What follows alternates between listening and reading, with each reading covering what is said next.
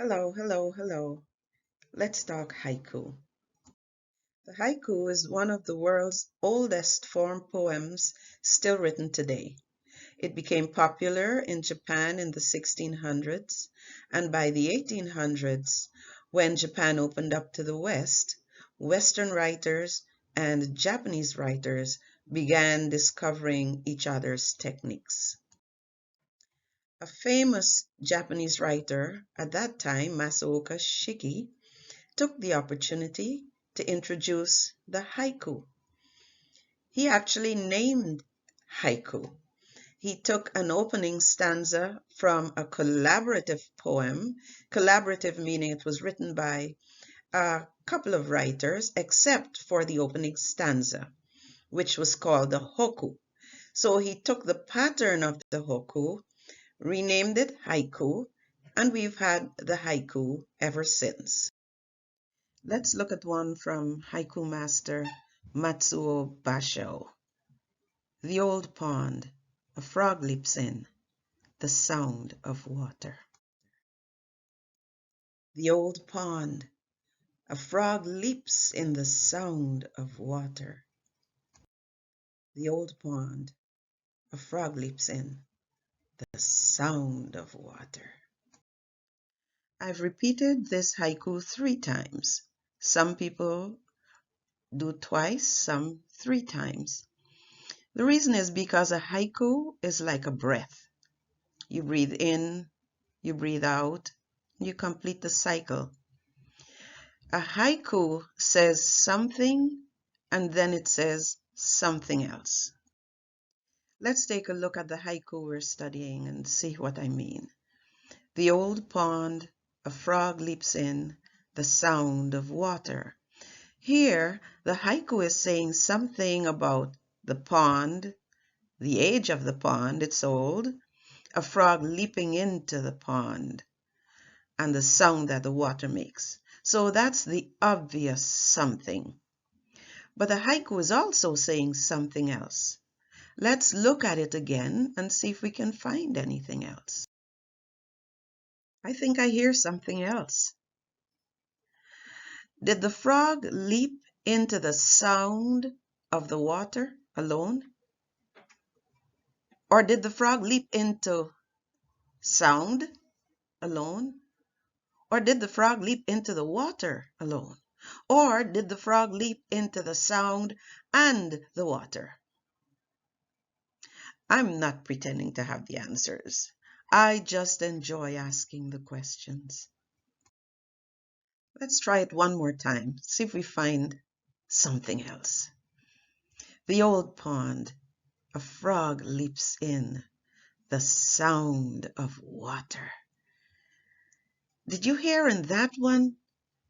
It sounds as if the water and the sound coming at the end of that haiku is its own moment of joy and beauty. A haiku takes us from something in nature to where we are able to connect with a meaning that's deeper. In fact, it helps us slow down and pay attention to little things in life that we sometimes believe we are too busy to notice. And speaking of nature, a haiku usually uses a word that reminds us of one of the seasons. It can be the name of the season outright, like summer or spring, or it can hint at the season, as, for example, the poem by Matsuo Basho that we're looking at today, where you hear the word frog, which is always a spring reference.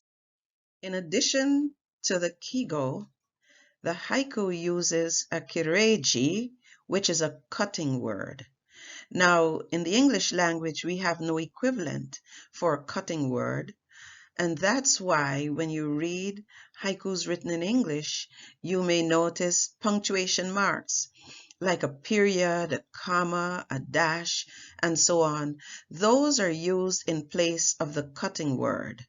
What the cutting word or the punctuation equivalent does It takes us from the something to the something else. In Basho's poem, for example, notice the period at the end of the second line. That is cutting or transitioning us from something to something else. We're going from the sense of sight, seeing the frog and the old pond and the frog leaping, and now we're getting ready for the sense of sound, as in the last line, the sound of water. Hence the cutting word. It prepares the mind for what's to come. One important thing about haiku masters is that they took haiku walks before writing their haikus. A haiku walk is called a Ginko. That is when you head out into nature and trust that a haiku will find you. Because if you pay close attention to your surroundings, to everything that you encounter, there are several haikus there, and they will find you. And even if you are not able to go out and take a haiku walk, a Ginko, you have an imagination. You can take a Ginko in your imagination. Go there and see what you find. Notice the big things, the medium size, the little things, and everything in between. Find one and write about it.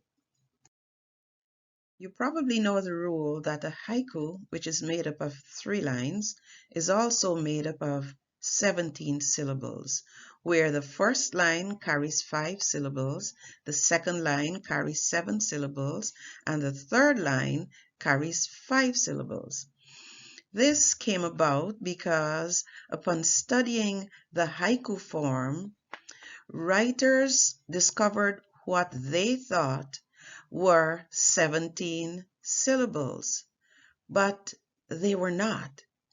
What they thought were syllables were sound units. Let's look at what I mean. In this word, haibun, look it up by the way, you hear 2 syllables, hai, 1, bun, 2, giving us 2 syllables. However, if we were counting sound units, you would hear ha, that's 1, I, 2, b, 3, n, 4, haibun, 4 sound units. Here is Basho's poem in the original with 17 sound units. However, the English version has only 12 syllables. But I'm sure you would agree with me that the haiku does a splendid job of saying everything that it needs to say without having to pack it with more syllables just so we could get 17. I think a good haiku does its job without forcing us to think about counting syllables. Let's look at a haiku written by Fukuda Chiotni, the world's first female haiku genius. To tangle or untangle the willow is up to the wind. To tangle or untangle the willow is up to the wind. And here's mine. Early April morning, the rooster sings, hello, and again, silence. Early April morning, the rooster sings, hello, and again, silence. And now, to wrap up, try writing your own haiku. And when you're finished, come back to it and see if you have included a kireji, a cutting word, A Kigo, a seasonal reference. Did you take a Ginko? The Ginko helps us center ourselves and forces us to pay attention to what is really important in life. And I leave you with this quote from Matsuo Basho. Every day is a journey, and the journey itself is home.